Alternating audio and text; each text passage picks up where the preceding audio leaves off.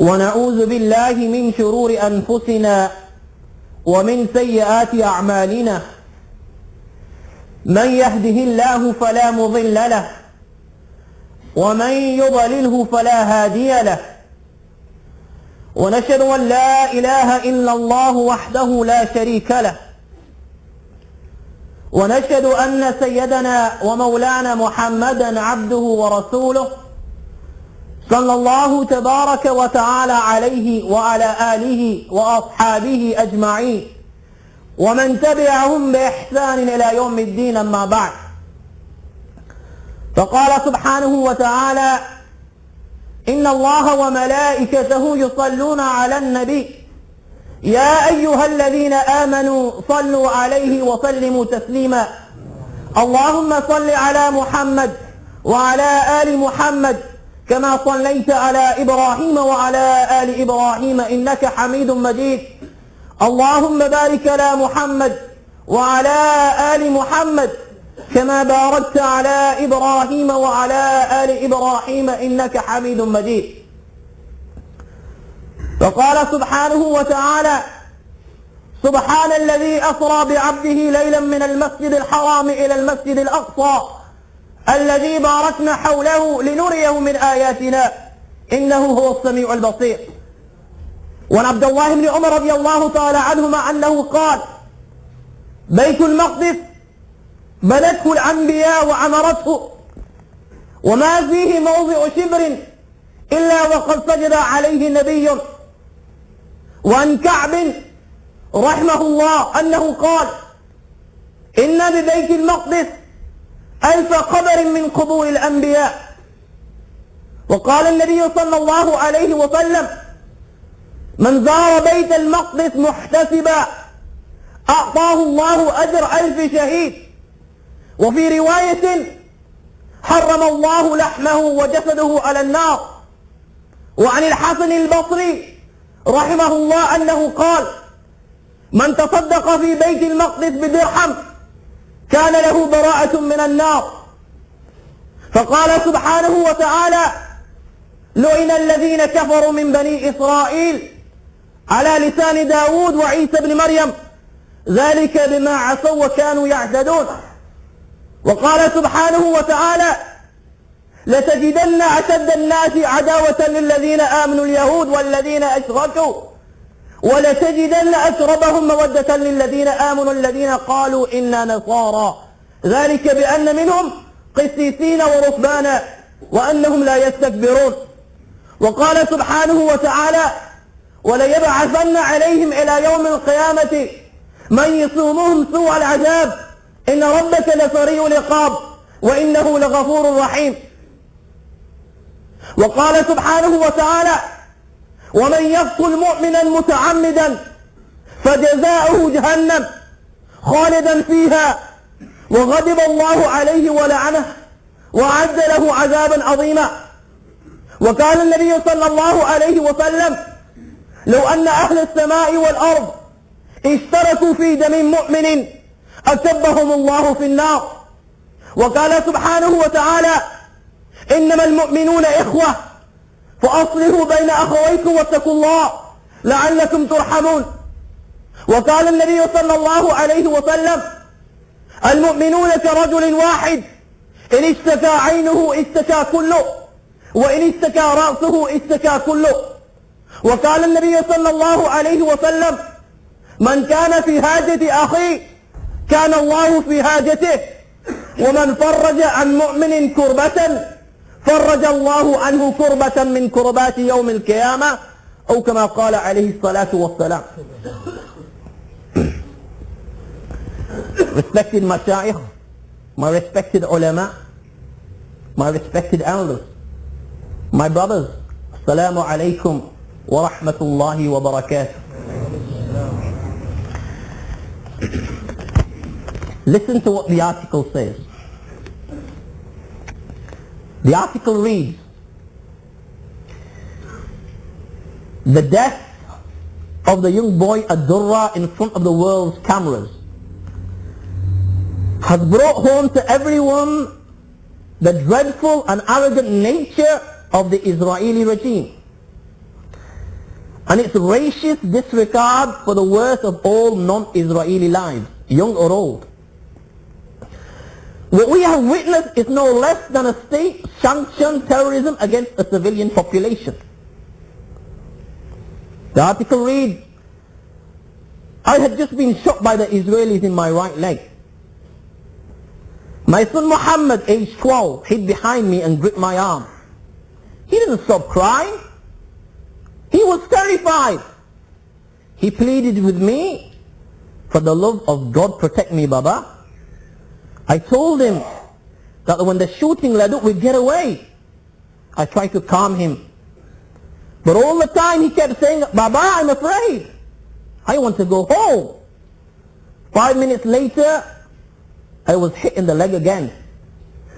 A third bullet hit me in the stomach. I made every effort to protect Muhammad. I called on the soldiers to stop shooting, and I raised my hands. Then Muhammad was shot in the chest. He said to me, Baba, don't worry. I'll be all right until the ambulance comes. But after 3 minutes, he stopped talking and died. The soldiers continued to shoot. Another bullet hit me in the leg. Only after 3/4 of an hour did they stop shooting, and an ambulance took us to the hospital. But Muhammad wasn't alive anymore. I'm sure you've all read this article before.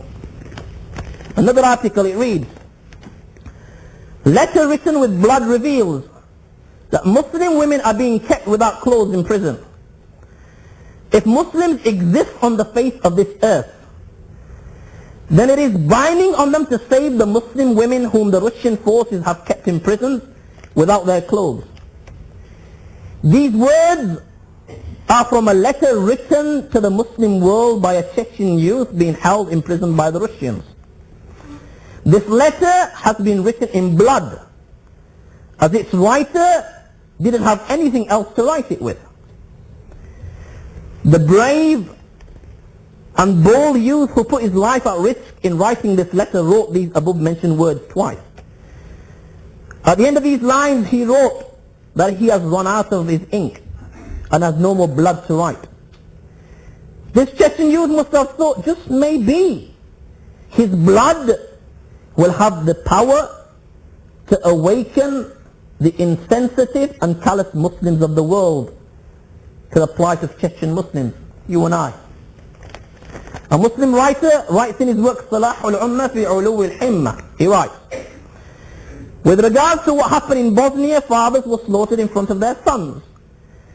Young girls and women incapable of defending themselves were forced to take intoxicants, and they were injected with the blood of khinzir before they are raped.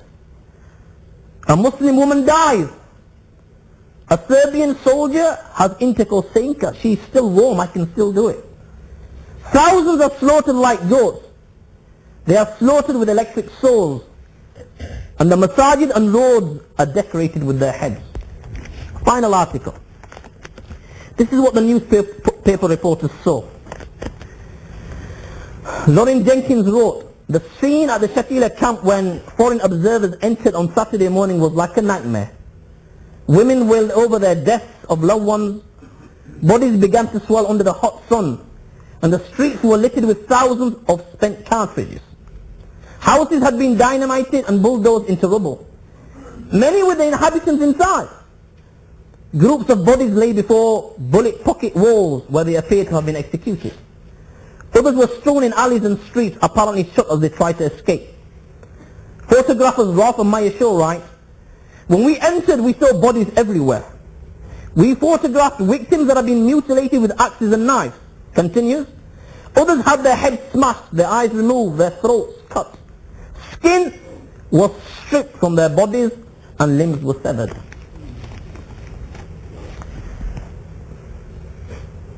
You can keep on reading. Pick up the Times and you will see the article there. Pick up the Independent and you will see the articles there. Pick up the tabloids and you will see the articles there. Listen to the BBC or the news at 10 or the world news and you will hear the same story. You can keep on reading. I assure you, your life will come to an end. But articles like this, describing these atrocities against the Muslims, describing the so-called ethnic cleansing of the Muslims, will never come to an end. And it is these articles that are telling me today. The situation of the Muslims worldwide is telling me.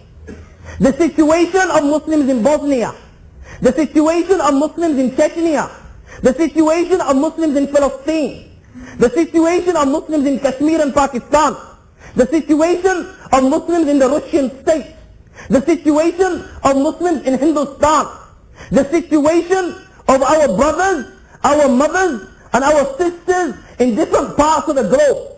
Their situation is telling me today that a Muslim today is someone who has no respect. A Muslim today is someone who has no honor, someone who has no dignity, someone who has no value whatsoever. Today, in the 21st century, in the land of the kafir, animals have rights, monkeys and dogs have rights, donkeys have rights, mules and cats have rights, but a Muslim is not eligible for a single right. A Muslim does not have the right to life. He has no right to property. He has no right to freedom. Whether this freedom be of speech, whether this freedom be of movement, a Muslim doesn't have the right to walk on the face of this earth. Why? Because he is the lowest of the low. He is the scum of the earth. You can walk all over a Muslim. You can tramp over a Muslim. You can tread all over him. You can oppress him. You can swear at him. You can rebuke and revile him. You can spit on his ugly face and urinate all over it and cover his face with filth. A Muslim is so cheap that you can enslave his mother. You can enslave his sister. You can enslave his daughter, and you can put collars around their necks and take them for walkies like dogs. You can rape them and take kafir children out of their pure stomach. These articles are telling me, the situation of the Muslims worldwide is telling me that today a Muslim is somebody whose blood is so cheap that you do not need a reason for killing him. His blood is so filthy that you can kill him without a reason. You will be rewarded for obliterating him. You will be rewarded for removing him from the face of this earth. You can mutilate his body. You can sever his head from his neck. You can sever his hands from his arms. You can sever his feet from his legs. You can rip his ears. You can rip his nose from the front of his face. You can poke his eyes, and you can take out his skull and use it as a soccer ball, and then you can make keema out of his flesh and give it as feed to the dogs. O Muslims of Warsaw, you are Muslims, and inshallah you will remain as Muslims. Inshallah you will die as Muslims. I am a Muslim. Inshallah remain and die as a Muslim. I am asking you today because I am puzzled, I am confused. Maybe you can help me. Maybe you can give the answer to my question. I ask, is this what a Muslim is? You answer. मौलवी कैसी उल्टी सीधे बातें कर रहा है, तेरा ज़हन खराब हो चुका है, तू पागल हो चुका है, बकवास कर रहा है, मजनू हो चुका है, मखबूत अल-अज़र हो चुका है. और मौलवी, you have become insane. You are talking nonsense. You are talking rubbish. What is this jargon you are coming out with? Or Mawlvi, do you know what a Muslim is? This is not a Muslim.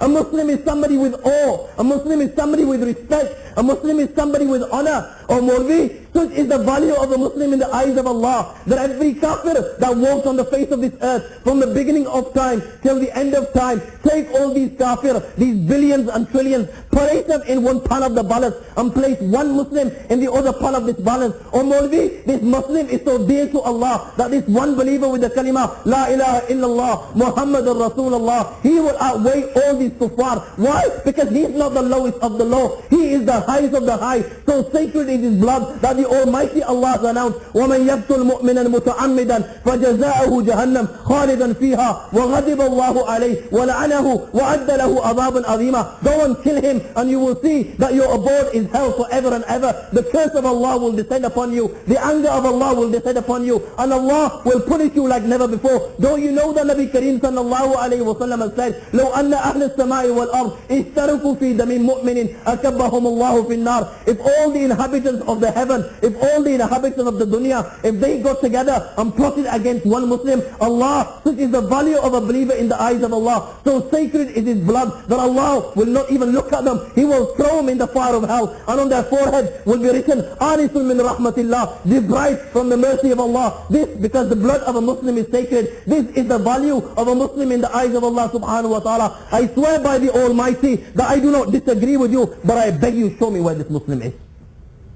I look in Palestine and what do I see? I don't see the Muslim with respect. I don't see a Muslim with honor. I see an oppressed Muslim. I see a crying Muslim. I see a Muslim living 2 minutes from the Aqsa. He has no freedom of movement. The Aqsa belongs to him. The masjid belongs to the Muslim. But he is deprived from entering the house of Allah and bowing down before the Almighty Allah. I see a Muslim that has been made homeless in his own home. I see children that are roaming the streets and being shot by the Israeli soldiers, and their mothers are looking for a Salahuddin. Their tears are flowing from their mother's eyes. They are looking for a Gori. They are looking for a Ghaznavi. They are looking for Salahuddin. I look in Kashmir and I see their blood flowing in the river Jhelum. I look in Chechnya and I see our Muslim mothers behind bars, in prison, naked, raped by the Rusi, crying, O sons of the Ummah, agar tum hamari madad ke liye aa sakte, kam az kam tumhare andar itni gairat nahi, kam az kam wo goli to bhej do, taaki hum unke kafir bachon ko janam na de. O sons of the Ummah, if you cannot help us, then at least send a pill so that we do not give birth to their kafir children. I look in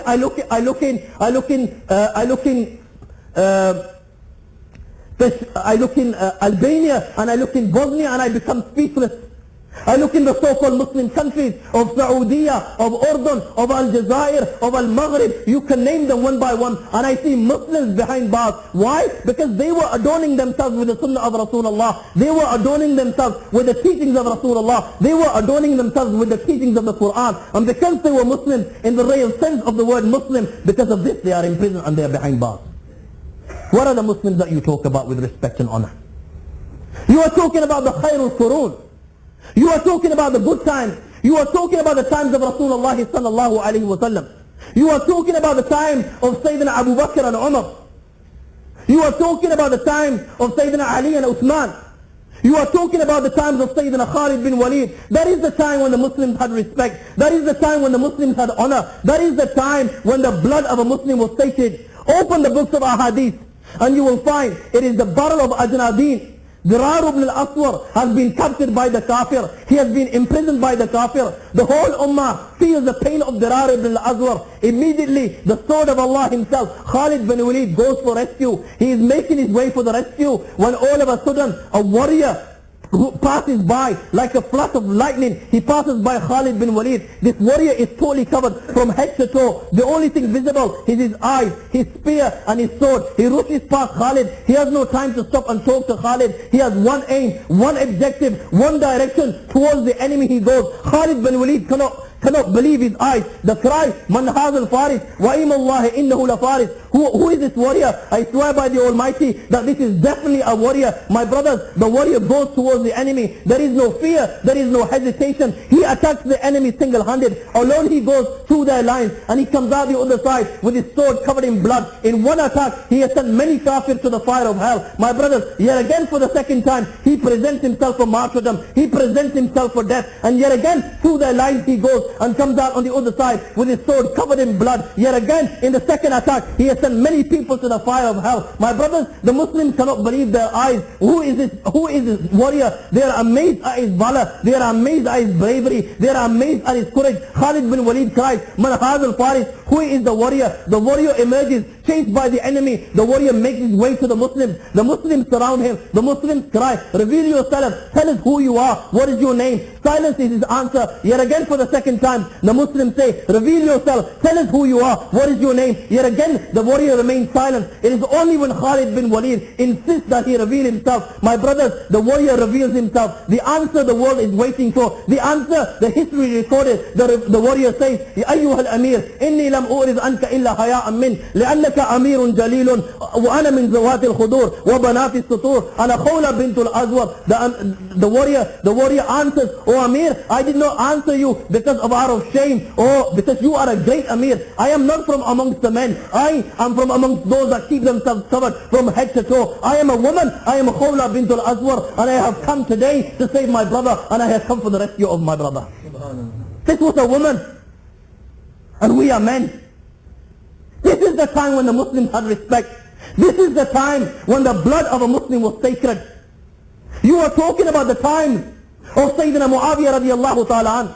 Imam Qutubi relates in his Tarikh, a Muslim has been taken prisoner. He is taken all the way to Constantinople. A Christian priest slaps the Muslim. He cries out, بيننا وبينك الله يا معاوية وليت أمورنا فضيعتها. O Muawiyah, Allah will judge between you and I on the day of judgment. You are our Amir. We are in your charge. You are responsible for us, and today you neglect us. Sayyidina Muawiyah radiallahu ta'ala anhu is informed. Immediately he pays for the ransom. The Muslim is released. He asks the name of the Christian priest. Hundreds and thousands are spent. A plan is drawn up to capture this priest. Thousands of pounds are spent. This priest is tricked. He is captured. He is presented before Muawiyah. Muawiyah calls the Muslim, O Muslim, I have not neglected you. I have not neglected you. Slap him like he slapped you, and do not transgress. This is the time when the blood of a Muslim was sacred. You are talking about the time of Mu'tasim Billah. A Muslim woman from Amuriya has been imprisoned. She is slapped by a kafir. Yet again, she calls out, Wa Mu'tasima, or Mu'tasim, where are you? The kafir is mocking. The kafir is being sarcastic. لا يجيء المعتصم إلا على فرس أبلغ. Mu'tasim, oh yes, Mu'tasim will come to you. He'll come on a black and white horse and come to your rescue. He's not going to come in the land of the kafir. Mu'tasim is informed. This was the value of Muslim blood, and so sacred was Muslim blood that hundreds and thousands are spent.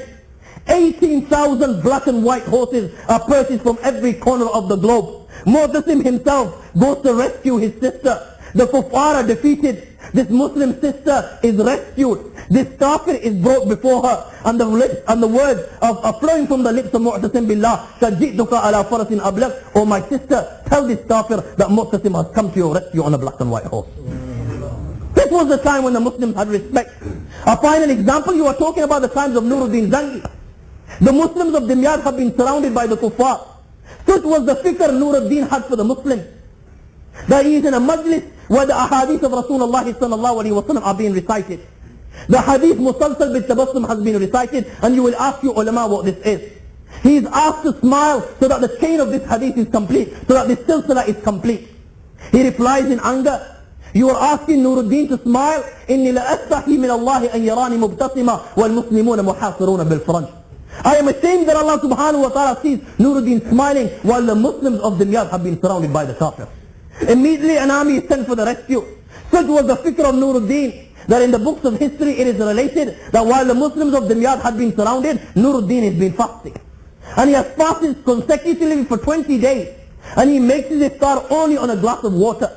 He has become so weak that he was on the point of death. It was his Imam Yahya who sees Nabi Kareem sallallahu alayhi wa sallam in a dream. Oh Yahya, give glad tidings to Nuruddin that the kuffar have left Dimyat. Yahya asked, Ya Rasulullah sallallahu alayhi wa sallam, رُبَمَا لَا يُصَدِّقُنِي. What if Nuruddin doesn't believe me? Give me a sign which he will recognize, an alamat which he will recognize. And Nabi Kareem sallallahu alayhi wa sallam says, oh Yahya, tell him, the alamat is the night of Harim. When Nuruddin was in prostration, his face was covered with dust and tears were rolling down his cheeks, and he was begging for Allah's mercy for the Muslims, and he was praying to Allah, Ya Rabbi, ha'ulai abiduk, oh Allah, these are your servants and your slaves, wahum a'daw, oh Allah, they are your enemy, fansur awliya'aka la a'daik, oh Allah, I beg you, help your friends over your enemy, oh Allah, do not deprive the Muslims because of Nuruddin. Who is Nuruddin the dog, that he may be worthy of your help? Oh Allah, help your deen and help the Muslims over the non-Muslims. This was the time when the Muslims had respect. This was the time when the Muslims lived with honor. This was the time when the blood of a Muslim was of value. And today, what do our leaders do? Never mind our leaders, what do you and I do? How do you think Nabi Kareem sallallahu alayhi wa sallam would feel with what is happening to the Ummah? The very Nabi who couldn't even tolerate a thorn picking a cat, an animal. How do you think Nabi Kareem sallallahu alayhi wa sallam must feel with the way his ummatis are being slaughtered like sheep? The very Nabi, open the hadith of Muslim. The tribe of Mudar come to Rasulullah sallallahu alayhi wa sallam. They are suffering from starvation. Their feet are barefooted. They are naked. Only their satar is covered. Nabi Kareem sallallahu فَتَمَعَرَ وَجْهُ رَسُولِ اللَّهِ صلى الله عليه وسلم. The color of Rasulullah sallallahu alayhi wa sallam's face changes. He sallallahu alayhi wa sallam becomes pale. And immediately he sallallahu alayhi wa sallam couldn't tolerate this. That he gives a special khutbah to the Sahaba radiallahu ta'ala anhum ajma'een, asking them to help their Muslim brothers. The very Nabi, that when the Muslims of Medina, the hadith in Muslim, when the Muslims of Medina are alarmed by a loud noise outside Medina al-Munawwarah, this was the fikr that he sallallahu alayhi wa sallam had, that he sallallahu alayhi wa sallam himself in the darkness of the night goes to see the cause of this noise, and he comes returned comforting the Muslims, lam tura'u, that you have nothing to worry about. How do you think Nabi Kareem sallallahu alayhi wa sallam must feel with what is happening to the Muslims worldwide? What is happening to our mothers? What is happening to our sisters? And what is happening to our brothers? He sallallahu alayhi wa sallam said, المؤمنون كرجل واحد إن اشتكى عينه اشتكى كله وإن اشتكى رأسه اشتكى كله.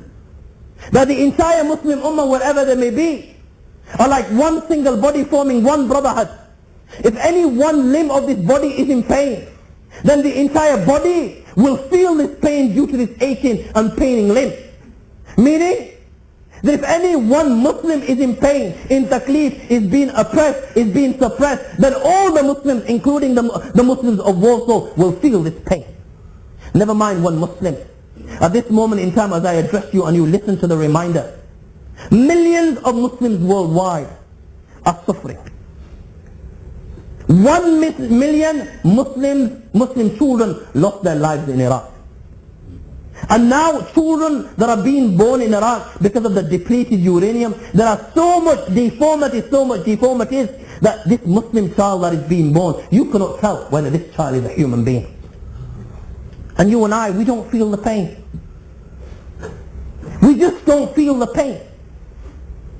Our hearts have become like stone, nothing will enter. It is so sad that tears will roll down our cheeks when our favorite football team loses the FA Cup, or is knocked out in a vital Premiership game, or is knocked out in the Champions League. And we will pray for our favorite cricket team that Allah make it so that Pakistan wins the World Cup. It so happened that in many massages they made Elan so that Pakistan wins the cricket cup. But when we are told that a calamity has befallen the Muslims of Chechnya, a calamity has befallen the Muslims of Kashmir, the Muslims of Iraq, the Muslims of Palestine, we feel nothing. We are untouched, not concerned whatsoever, intoxicated with our desires. As long as we've got a mobile phone and somebody calls us and we feel good inside, as long as we've got the shaitan in our houses, the television, this is all we're concerned about. And some of us brothers that are known as, that we become holy, when you start talking about these things, they'll say, Mustab, don't talk about this, they're going to arrest you. Don't talk about this. Talk about other things. This is irrelevant. We fear the kafir more than we fear Allah subhanahu wa ta'ala. We fear the kafir so much that we will not even pray for our Muslim brothers, fearing that the kafir is listening in to our lectures. Have you forgotten the time when the Muslims didn't even fear death? These were the words of Umar. Allahumma arzuqni shahadatan fi sabilik waj'al mawti fi baladi rasulik. Oh Allah, give me shahadat, and Allah, make my death in the city of your Rasul sallallahu alayhi wa sallam. These were the words of Abdullah ibn Jahsh. Allahumma inni uqsim an alka al-aduwa ghadan fayaqtuluni thumma yabquru batni ويجزو عنفي وأذني ثم تسألني بما ذاك فأقول فيك يا Allah. Oh Allah, I give you custom and I beg you that I meet the enemy tomorrow. And I fight with the enemy. The enemy overcomes me. He kills me. He mutilates my body. He cuts my stomach and he takes out my intestine. He rips my ears and my nose. And then I meet you in this condition on the day of judgment, Allah, and you ask me with regards to this, and I answer, oh Allah, this was for you, this was for your cause, and this was for your sake. Sayyidina Nadr radiallahu ta'ala happens to see Sayyidina Umar and Talha in a group of Sahaba bewildered. He says, oh my Sahaba, why is it that I see you so bewildered? Sayyidina Umar replies, Nabi Kareem sallallahu alayhi wa sallam is no more. When the false rumor spread in Uhud. He says, Nabi Kareem sallallahu alayhi wa sallam is no more. Sayyidina Nadr says, O Umar, then who wants to live after our Nabi Kareem sallallahu alayhi wa sallam? Come and let us go into Jannah and join Nabi Kareem sallallahu alayhi wa sallam. Saying this, he plunges into the line and he goes to the Jannah of Allah subhanahu wa ta'ala. Sayyidina Khaysama says to his son, when Nabi Kareem sallallahu alayhi wa sallam was calling the Sahaba for the battle of Badr, oh my son, one of us will have to stay with the family, with the women of our house. Let me go to Badr and you stay with the women of our family. The child replies, وَبَا لَوْ كَانَ غَيْرَ الْجَنَّةِ آثَرْتُكَ بِهِ إِنِّي لَأَرْجُ الشَّهَادَةِ فِي وَجْهِ هَذَا. وَبَا, if you had asked for anything other than Jannah, then I would have given you preference over it, but I cannot give you preference over Jannah. I also want to be martyred in the path of Allah subhanahu wa ta'ala. Saying this, he goes into the battle and he is no more. There was no such thing as fear of death. Abdullah ibn Maktoum, the muazzin of Rasulullah sallallahu alayhi wa sallam. He was the muazzin of Rasulullah sallallahu alayhi wa sallam. He is blind, he is in the battlefield, and he is saying to the Sahaba radiallahu ta'ala majma'een, oh my dear companions, give me the flag. Abdullah ibn and place me in between the two armies. Abdullah ibn Maktoum will not run. Sayyidina, the uncle of Anas ibn Malik, Anas ibn Nadr radiallahu ta'ala anhuma, he had so much regret that he did not participate in the battle of Uhud, or in the battle of Badr, that now it is the battle of Uhud. The Muslims have dispersed. He alone is going towards the enemy. He is met by Sayyidina Sa'd ibn Mu'adh radiallahu ta'ala anhu. Sayyidina Sa'd says, oh Anas, where are you going? You will be martyred. You have no chance. You are alone. He replies, Ya Sa'd ibn Mu'adh, وَرَبِّ النَّظَرِ الْجَنَّةِ أَجِدُ رِيحَهَا مِن دُونِ أُحُدٍ. I swear by the Lord of Anas, O Sa'd ibn Mu'adh, I can smell the fragrance of Jannah coming from Uhud. There was no such thing as fear of death. No such thing as fear of death. It is because of this, Sayyidina Sa'd ibn Abi Waqqas radiallahu ta'ala anhu, in the battle of Qadisiyah, when the kuffar were many times more than the Muslims, he sends a message to Rustam, and this is what the message reads. O Rustam, فَإِنَّ مَعِي قَوْمًا يُحِبُّونَ الْمَوْتِ كَمَا يُحِبُّونَ الْعَاجِمُ الْخَمَرِ. O Rustam, there are people with me to whom dying in the path of Allah subhanahu wa ta'ala is more desirable than wine is to your army. And today you and I are afraid just to pray for our Muslim brothers. And now the kafir has his eye on the Haramain. Big wow, the Haramain. Who gives a damn? Who gives a jot? He's got his eyes on the house of Allah subhanahu wa ta'ala. We're not concerned. He's got his eyes on the masjid of Rasulullah sallallahu alayhi wa sallam. And we're not concerned. I can still remember the tears in the guide's eyes that took us around Masjid Ibrahim al-Khalil. And these were his words. He said, oh my brother, never in history has a masjid become a synagogue. I fear that this Masjid Ibrahim Khalil, which half of which they've already taken, may be the first masjid that becomes a synagogue. He said, my brother, there is not a single sin the Israeli doesn't commit inside this house of Allah subhanahu wa ta'ala. Big wow. And the Aqsa, what is the Aqsa? Ask the kid today and he'll name every player in United's lineup. Even the reserves. But he doesn't even know what the Aqsa is. We don't even know that this is the very place which the Almighty Allah has mentioned in the Quran. سبحان الذي أسرى بعبده ليلا من المسجد الحرام إلى المسجد الأقصى. The very place which Allah subhanahu wa ta'ala blessed. The very place in which Allah accepted the repentance of Sayyidina Sulaiman and Sayyidina Dawood alayhim as-salam. The very place in which Allah made the mountains and birds subservient to Dawood, they would glorify Allah subhanahu wa ta'ala with Sayyidina Dawood alayhi salam. It is the very place in which Allah returned the kingdom of Sulaiman back to Sulaiman. It is the very place in which Allah subhanahu wa ta'ala gave the glad tidings of Yahya to Sayyidina Zakaria alayhi salam. The very place in which Sayyidina Isa alayhi salam was born. The very place in which he spoke in the cradle, in the Abdullah, Atani al-Kitaba wa ja'alani nabiyya. The very place